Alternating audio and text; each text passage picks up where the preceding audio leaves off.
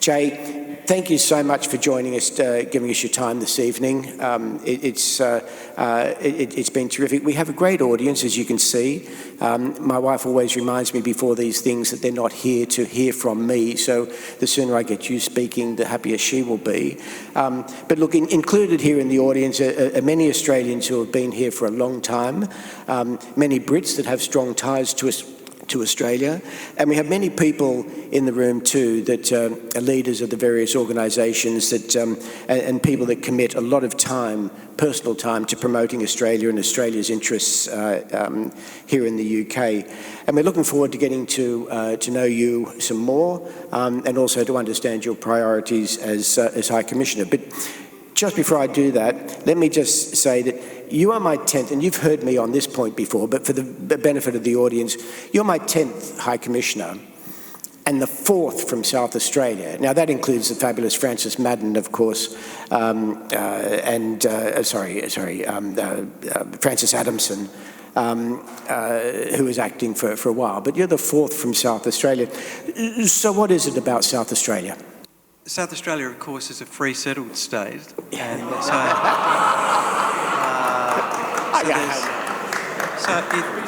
there is a certain civility which is more consistent with the genteel demands of a post of this sort. No, I shouldn't say that.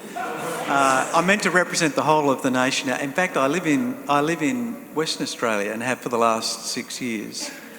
It's interesting, isn't it? I think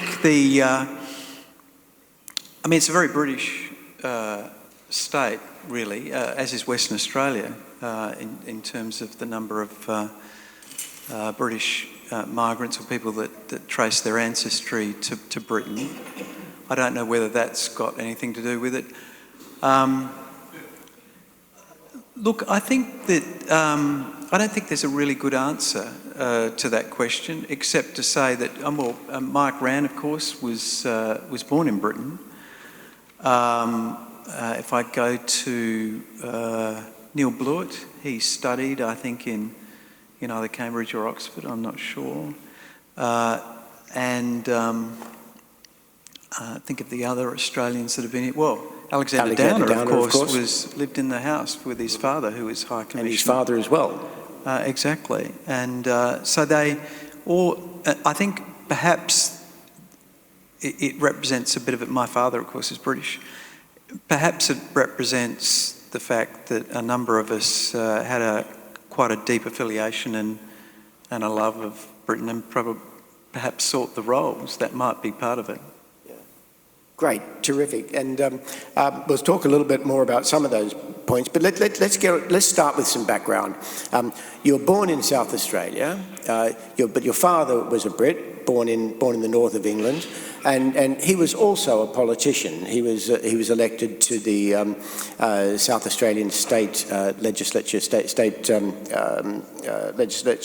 Legislative Council, and he also worked in the union movement before that, and there's some familiar themes there in your career: the union movement and the Labor Party and Parliament, of course. At home, was politics a big issue? Were you and your father's experiences? Is that what you followed? Yeah, I'm commonly asked, when did you decide to get involved in politics? And I usually answer, I can't remember a time when I wasn't involved in politics. It was always a part of life. Mum was quite a devout Anglican, or Church of England as we used to call ourselves in those days, and she sent me off to church, and I suppose there was a social justice element to her outlook. Dad was a convicted atheist, and so he had a very different religion, which was the trade union movement and politics. So there was always a debate about what was right and wrong. My sense of the kitchen table was there was always a discussion about justice.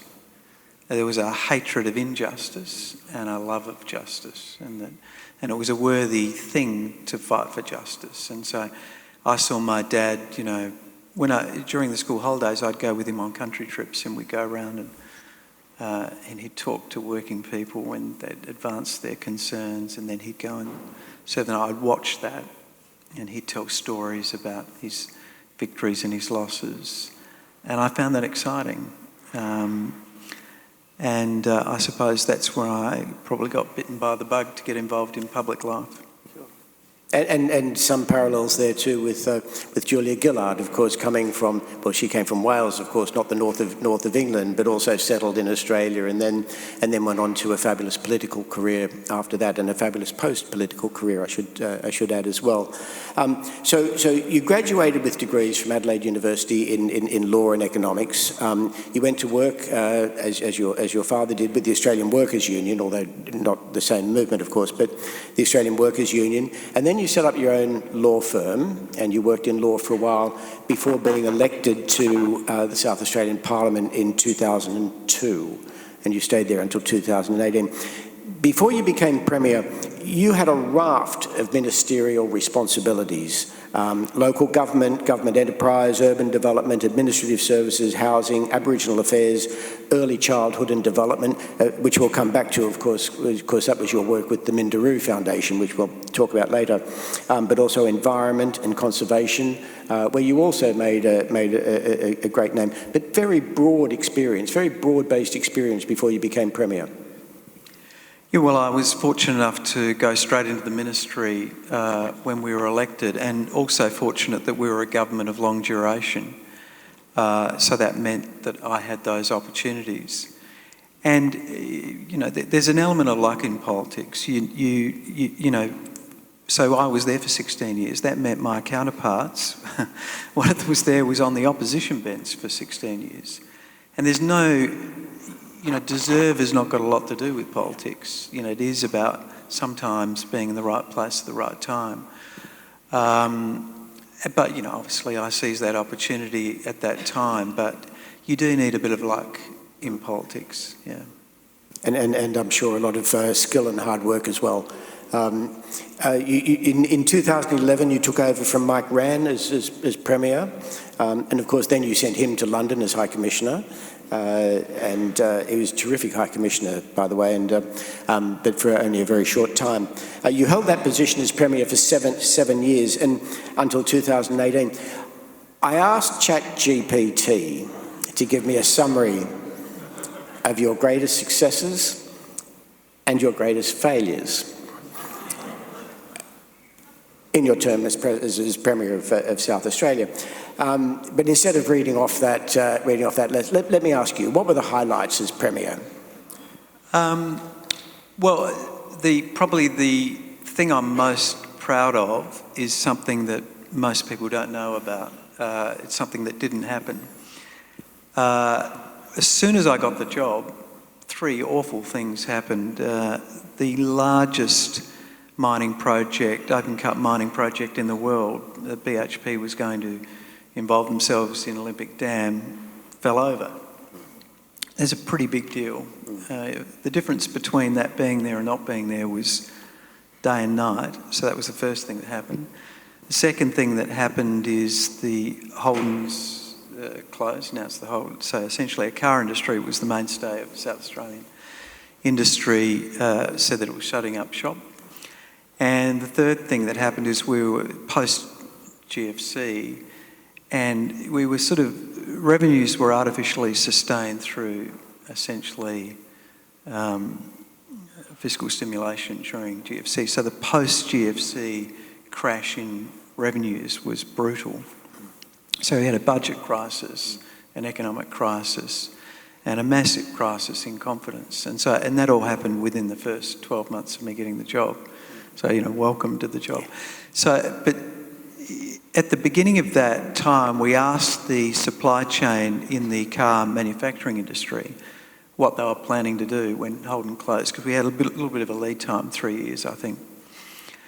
And 75% of them said that they would shut. We worked really hard over that 3 years to find new things for those businesses and found other projects to try and sustain the north of Adelaide. And at the end of it, 75% of them said they were going to stay, often smaller and in different sectors, but nevertheless, we had preserved that. And that part of Adelaide, Elizabeth, centred around Elizabeth, instead of ending up like Detroit, actually thrived. I mean, it still had challenges. Its unemployment was sort of higher than the average rate of unemployment in the rest of the state, but it wasn't catastrophic, and is strong, is resilient and strong. And I think you don't get a lot of credit for something that didn't happen. Yeah. Elizabeth didn't turn into Detroit, but that was my proudest achievement. Sure. And I don't think that you should understate the work that you did around those achievements. I know that you successfully campaigned for the submarine construction in South Australia, and look where that is now with AUKUS and so on. And yes, Holden did stop production, but you then created the Investment Attraction South Australia body, which then created, you lost 3,000 jobs with Holden closing down, but you created another 9,000 jobs over the next couple of years. Terrifically commendable. You set up the Space Centre in South Australia, and the Space Centre had an opening. Some of you might remember being there. We had an event here in South Australia organised by the South Australian Agent General prior to David to celebrate that. Set up the world's largest virtual power plant. I think you're understating yourself. Well, I haven't come to the ChatGPT criticisms yet. Just on the investment attraction vehicle, relevantly for this audience, it was based on the Welsh attraction agency, because Wales had a similar relationship to London that South Australia had to the eastern states, in terms of it being difficult to attract investment beyond South Australia, but beyond Sydney and Melbourne. So you had to work harder and more imaginatively to attract interest in some of the regions. So we looked at the Welsh model. In fact, we recruited one of the gentlemen that worked in the Welsh attraction agency. Yeah, and you also did a lot of work in healthcare as well. You built the new Royal Adelaide Hospital. You co-hosted with the World Health Organization the Health in All Policies International Conference. Again, another big deal. And you also transformed a number of the other healthcare facilities in Adelaide. Those two things you mentioned were my predecessor, Mike Rand. Right. So that he was, although I did get my name on the plaque, which is one of the advantages of actually being a successor which is a bit unfair, but nevertheless This is why you don't believe everything ChatGPT exactly. Tells you. He was responsible for the Royal Adelaide Hospital. He was also responsible for the Health in All Policies, which is a very progressive sort of idea. What I was responsible for was an attempt to reform the healthcare system, which was a spectacular failure. And my opponents made much of it. I called it Transforming Health, and it had the net effect was that it lost us government. But it was a brave... I would like to say it was asking the right questions. It was trying to rationalise our healthcare system, which was ferociously expensive. But it's a very difficult thing. You're a very brave person if you take on somebody with a stethoscope around their neck who gets in front of a microphone. A politician versus that person is always going to lose. So it's a very tough thing to reform the healthcare system. And I think we recognise that both in the UK and in Australia, and obviously in the context that Bupa, one of the biggest healthcare organisations in the world, is our sponsor tonight. We do understand that one of the major issues that we face in Australia and in the UK is the ever-increasing demand for mental health services, particularly in the context of the the ever-increasing cost of living, the AI rapidly taking over the jobs market, a lot of young people being unemployed, the geopolitical nightmare that we're going through at the moment, and you can understand the mental health pressures, and we're always interested to know, and perhaps in the context of your role as High Commissioner, working on matters that we can collaborate on. Do you think there's much scope for collaboration around these issues between Australia and the UK? The healthcare issues? Yeah. I'm sure there are. I mean, there's much to be learnt, I think, about the way that the British system is seeking to essentially move to the left, as it were. So taking people from hospitals into sort of daycare clinics, taking people from doctors to clinical nurses, taking them from clinical nurses through to pharmacies. There are some powerful things about this system. I know this system has lots of challenges, but it's also got many strengths as well, and I think there is a lot to learn. There is certainly a lot to learn from each other. I know the Minister for Health, I think, is planning a visit to the UK to look at some of those questions. I think we're all facing the similar challenges. I mean, if you project forward under the current models of care, there just aren't enough healthcare workers to provide for the needs of the community. Yes. So there has to be a change in the model of care. And you change the model of care, you're taking on large entrenched interests, and that's tough. Yes, yes, and the shortage in clinical workforce expertise, of course, is now facilitated, or perhaps the rectification of that is now facilitated by the free trade agreement, which allows people to move much more freely between the two countries. So post-politics, after 16 years in the South Australian Parliament and 7 years as Premier, you stepped down and you moved to Perth. So have a lifetime in South Australia, you get up and move to Perth. The recent analogy, of course, is Jacinda Ardern, Premier of New Zealand, has upped and moved to Sydney. Interesting move. But you joined the Minderoo Foundation, which is Andrew and Nicola Forrest's charity, which has a very broad remit and a very broad range of activity. But you led the early childhood development program. Tell us about Minderoo and that program. So Minderoo is the largest philanthropic foundation in the country. It's Nicola and Andrew Forrest's philanthropic vehicle. Is about $9 billion. Like, it's a pretty serious philanthropy, even by international standards. And they approached me about running their early childhood development initiative, Thrive by 5. And that was enormously exciting to me, because I wanted to leave South Australia. It's a challenge being a former Premier in a small state when you're sort of too young to retire. By definition, the new party that's come into government isn't that interested in you, because they've just...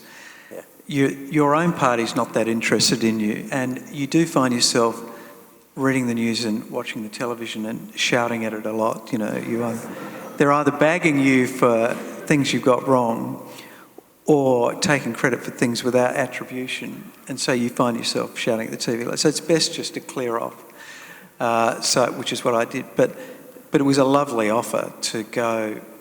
I didn't expect to go to West Australia, I've got to say. It was the last place I expected to go. But it was, it's rare to have a foundation that's... See, most not-for-profits are always scrabbling for money. It's hard work running an, as you know. You're always worried about raising money to keep the foundation strong. If you've got your own money, all you need to worry about is purpose. So it's a lovely luxury. And the other thing is they're brave.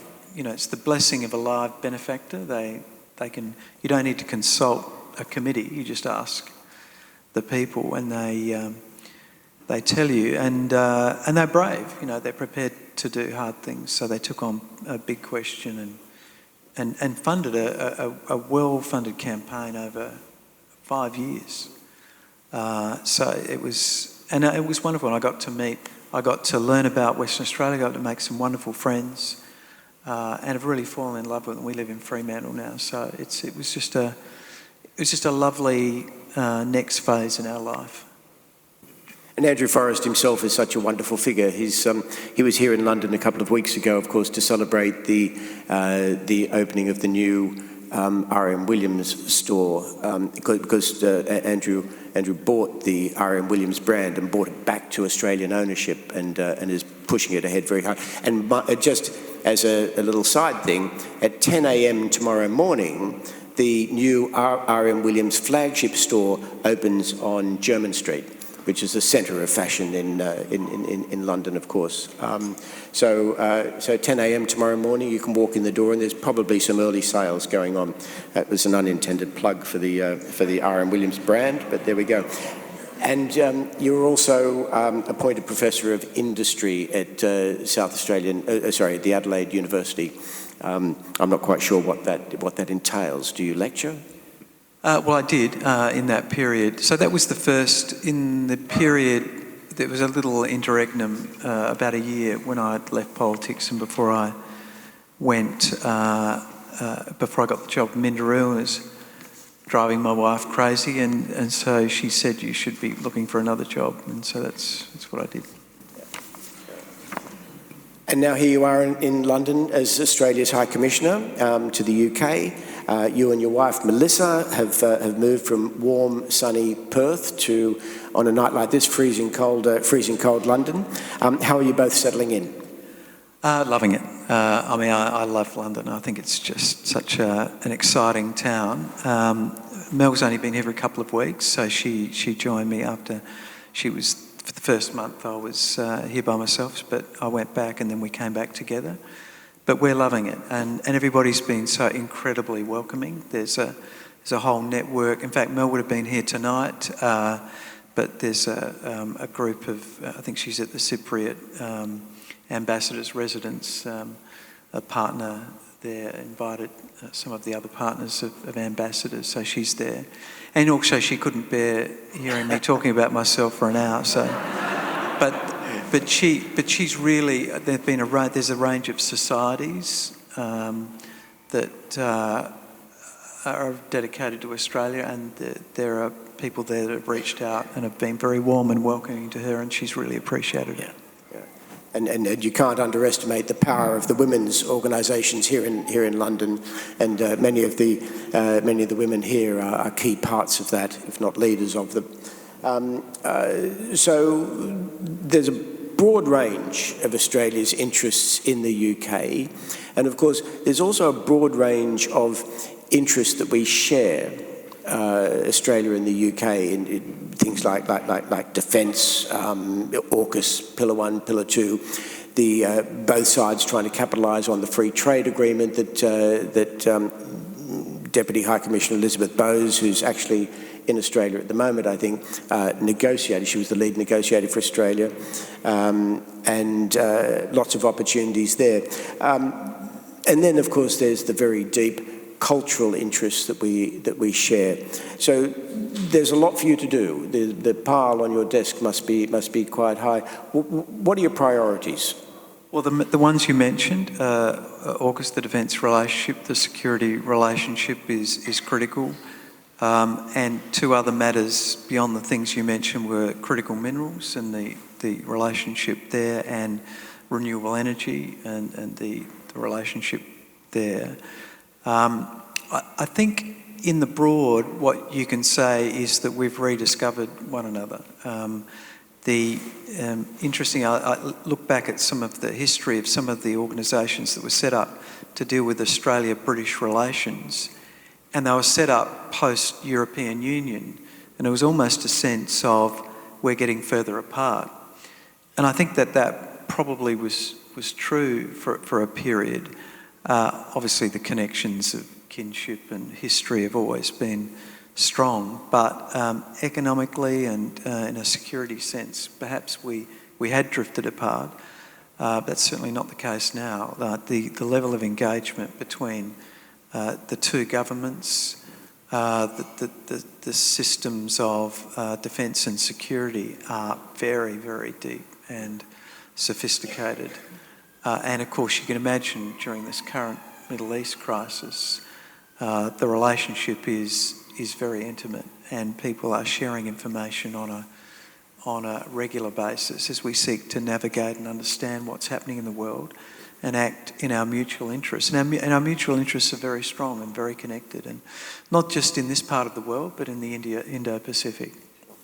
And so the world seems smaller, it seems more dangerous, and so in those environments, you reach out to great and old friends to seek to navigate the world, and that's certainly what we're doing. Yeah, and I can only reinforce that. In my 26 years over here, I've only seen the relationship grow and grow. Although I do remember, of course, when the UK went into the EEC, as it then was, the trauma that caused and the stress, which is one of the reasons that the Australia Club, which was our foundation, reconstituted itself as the Britain-Australia Society in order to work on that relationship in the face of the tensions around the breaking of the trade relationship. So there's lots for you to do. Jay, thank you. Welcome to London. Welcome to you and Melissa to London. You will always have the support of the Britain-Australia Society as we continue to grow and celebrate this great relationship that we have between the two countries. And I think the fact that we have a standing room only audience tonight just indicates how eager everybody was to come and meet you and to hear from you and to welcome you to London. So thank you, ladies and gentlemen. Please join with me in thanking Jay Weatherill, High Commissioner.